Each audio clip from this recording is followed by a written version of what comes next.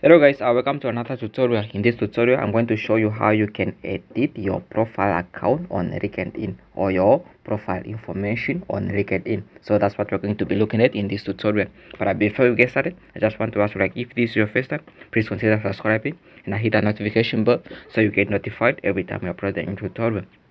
So with that being said, let's get started. Now, as you can see, I'm already on my LinkedIn profile account right here. So this is my profile. So make sure you add me on the LinkedIn and let's connect on there. So yeah, before we do that, so to get started, what you can do once you are on your profile, if you want to edit your name or change your name, let's say all your information on here, all you have to do, just click on here, right? Click on this pen here.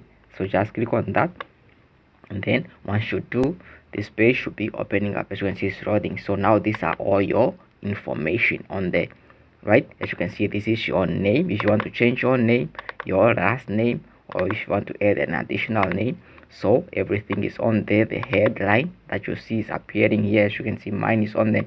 So this is where to change all that. You can change all that, your location, your city, and then all the information.